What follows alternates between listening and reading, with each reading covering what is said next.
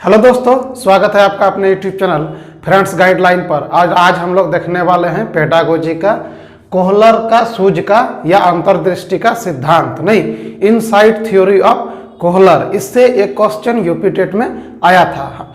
और आप ये नहीं सोचिए कि बहुत बड़ा चैप्टर है, नहीं, हम आपको निचोड़ देंगे, यहाँ से बाहर क्वेश्चन नहीं आएगा। तो चलिए हम लोग स्टार्ट करते हैं वीडियो को। वीडियो को लास्ट तक देखिएगा और अपने दोस्तों के साथ भी शेयर कीजिएगा। हम लोग देखेंगे क्या कोहलर, नहीं कोहलर का सूझ या अंतर्दृष्टि का सिद्धांत। कोहलर जो है क्या बोलते थे कि किसी भी चीज को सॉल्व करने के लिए समस्या का होना चाहिए। आप समझिए कि हम आपको डायरेक्ट बोल दें कि 10 पेन का मूल्य क्या होगा, 10 कलम का दाम क्या होगा, क्या आप बता पाइएगा कि 10 कलम का दाम क्या होगा? क्योंकि ये जो क्वेश्चन है, ये जो समस्या है, ये जो प्रॉब्लम है अधूरा है। पहले हम आपको क्या बोलेंगे कि 1 कलम का दाम 5 रुपया, तो फिर 10 कलम का दाम क्या होगा? तो आप बोलिएगा 10 कलम का दाम 50 रुपया होगा। ठीक, तो क्या होना चाहिए? समस्या को दिखना चाहिए, पूरी समस्या दिखना चाहिए, तभी कोई प्रॉब्लम सॉल्व होगा। समझ में आ गया होगा? तो कोहलर यही चीज बोले थे। ठीक है, इसको दूसरा नाम से क्या जानते हैं? Insight theory of Kohler. Insight theory of Kohler कहीं लिख देगा तो आप समझ लीजिएगा कोहलर ही है, क्योंकि इनसाइट है। कोहलर का सूझ या अंतर्दृष्टि का सिद्धांत। क्वेश्चन यूपी टेट में क्या आया था कि सूझ का सिद्धांत कौन दिया था? तो ऑप्शन में क्या था? कोहलर। तो हम कोहलर को मार दिए, हमको मालूम था। ठीक है, इसको यूरेका, बिंगो, आहा अनुभव का सिद्धांत भी कहते हैं। प्रत्येक नाम को याद रखना बहुत जरूरी है। कोई भी नाम आपसे पूछ सकता है, लेकिन जो फेमस है वो यही है, सूझ या अंतर्दृष्टि का सिद्धांत या इनसाइट थ्योरी ऑफ कोहलर। मान लेते हैं कि एग्जामिनर को लगा कि नहीं, क्वेश्चन को हमको क्या करना चाहिए, थोड़ा टफ कर देना चाहिए, तो अब आपको क्या बोलेगा? यूरोका का सिद्धांत कौन दिया था? तो कोहलर। बिंगो का सिद्धांत तो कोहलर। आहा अनुभव का सिद्धांत तो कोहलर। हम आपको कुछ नहीं छोड़ेंगे। ठीक है, एक याद रखिएगा, क्या? आरोपण का अधिगम स्थानांतरण सिद्धांत, यह भी कौन दिया था? कोहलर ही दिया था।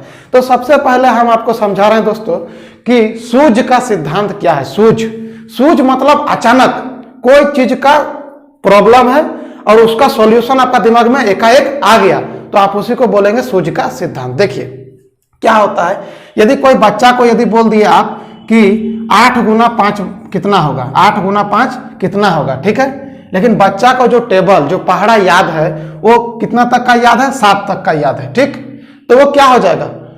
कंफ्यूज हो जाएगी कि 8 गुना 5 क्या होगा, क्योंकि उसको पहाड़ा कितना तक का याद है? पहाड़ा उसको 7 तक का याद है, और हम उसको क्या बोल दिए? 8 गुना 5 है कि नहीं? तो उसको कंफ्यूजन हो सकता है ना? लेकिन अचानक उसका दिमाग में क्या आया कि यदि हम इसको 5 गुना 8 बोल दे तो क्या होगा? तो 5 8 40, तो इसका भी क्या होगा? 40। तो ये जो आया, ये वाला चीज जो आया उसका अचानक आया, एकाएक आया, है ना? तो इसी को बोलते हैं सूझ। अचानक कोई भी समस्या का समाधान मिल जाना ही सूझ कहलाता है। इस चीज को आप अच्छा से समझिए। ठीक है, तो इसी को बोलते हैं सूझ का सिद्धांत। ठीक, चलिए, या अंतर्दृष्टि का सिद्धांत। आरोपण का अधिगम स्थानांतरण सिद्धांत किसको बोलेंगे, इसको भी समझ लेते हैं। देखिए, किसी भी बच्चा को पहाड़ा याद है, 2, 3 और 4 का पहाड़ा याद है इसको। ठीक है, पहला दिन क्लास में गया, उसको 2, 3, 4 का पहाड़ा याद है। दूसरा दिन गया तो क्या हो गया? इसको 2, 3, 4, 5 और 6 का भी पहाड़ा याद हो गया। ठीक है, तो पहला दिन जो याद था उसको दूसरा दिन तो वो याद नहीं करना पड़ेगा, है ना? क्या का याद करना पड़ेगा? सिर्फ 5 का और 6 का, है कि नहीं? तो इसी को क्या बोलेंगे? आरोपण का अधिगम स्थानांतरण सिद्धांत। या ऐसे भी समझिए, किसी बच्चा को गिनती याद 1, 2, 3 आज याद हुआ, ठीक, इसको समझ में आ गया।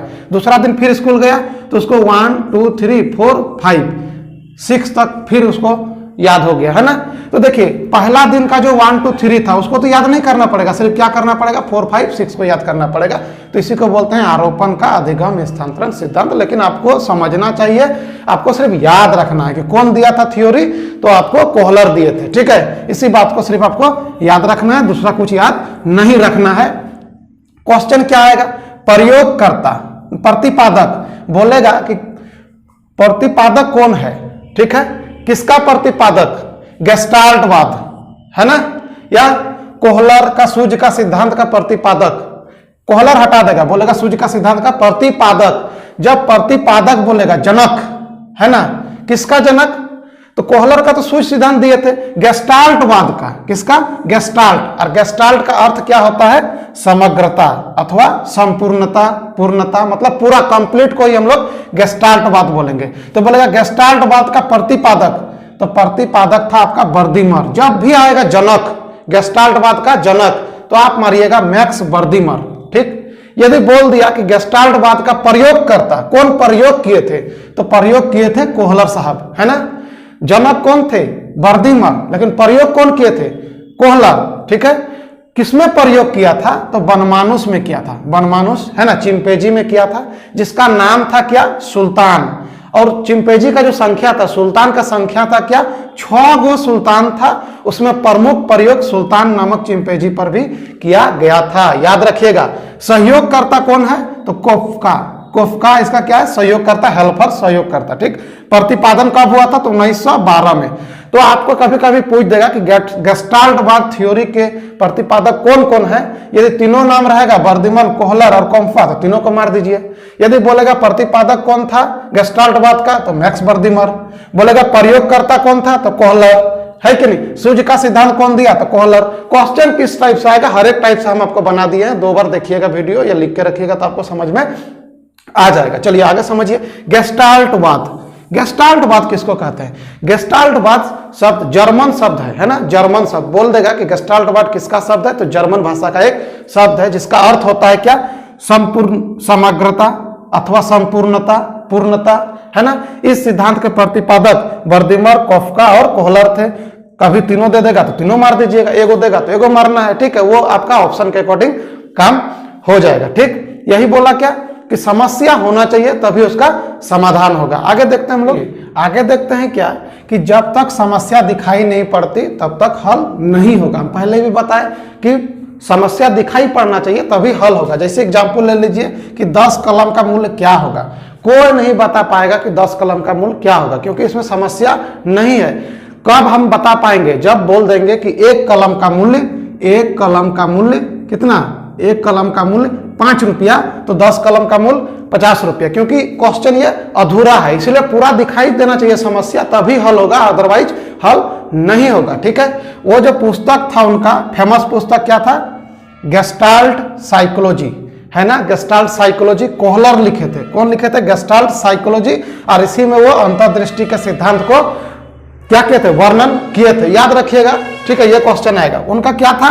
बॉक्स समस्या और एक छड़ी का प्रयोग। ठीक है। बॉक्स समस्या क्या था? सुल्तान को क्या किए? एक कमरा में बंद कर दिए, है ना, और ऊपर में केला को टांग दिए और बॉक्स रख दिए 2-4 ठो। ठीक है। बार बार कोशिश कर रहा है सुल्तान, लेकिन केला को प्राप्त नहीं कर पा रहा, क्योंकि सुल्तान क्या था? भूखा था। फिर वो क्या क्या अचानक उसको सूझ आया, उसको अचानक क्या अंतर्दृष्टि से समझा कि नहीं, हम बॉक्स को एक तरफ लाते हैं, बॉक्स को बॉक्स में चढ़ा के और फिर क्या करेंगे? केला को प्राप्त कर लेंगे। फिर उसी तरह किया, उसका भूख मिट गया और केला को भी वो प्राप्त कर लिया। ठीक। इसी को बोलते हैं बॉक्स समस्या। ठीक है।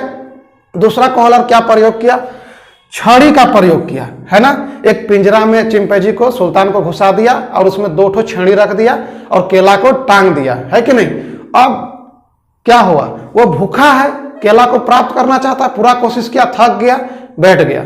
उसको अचानक क्या सूझ आया कि नहीं, हम छड़ी को जोड़ देते हैं। दोनों छड़ी को जोड़ के फिर उसको केला को हिलाया, केला गिर गया, जिससे वो अपना भूख मिटा लिया। तो वो अचानक उसको सूझ आया। ठीक है। यही 2 में वो प्रयोग किए थे। ठीक। एक बहुत VBI क्वेश्चन क्या याद रखिएगा इससे, कि बोलेगा कभी कभी पूर्ण से अंश की ओर शिक्षण सूत्र, है ना। शिक्षण सूत्र बहुत सारा है, लेकिन यदि क्वेश्चन कभी कर दिया कि पूर्ण से अंश की ओर शिक्षण सूत्र इसी सिद्धांत का देन है, बोलेगा कौन सा सिद्धांत का देन है? तो कौन? कोहलर का जो सिद्धांत है, सूझ का सिद्धांत, उसी से यह आया था, पूर्ण से अंश की ओर। आई होप वीडियो आपको बहुत अच्छा लगा होगा। आप समझ गए चीजों को। समझ गए तो लाइक कीजिएगा, शेयर कीजिएगा और नोटिफिकेशन जो होता है ना, बेल घंटी को दबा लीजिएगा, ताकि हम कोई भी वीडियो अपलोड करें तो आप लोग तक पहुंच जाए। चलिए मिलते हैं हम लोग नेक्स्ट वीडियो में।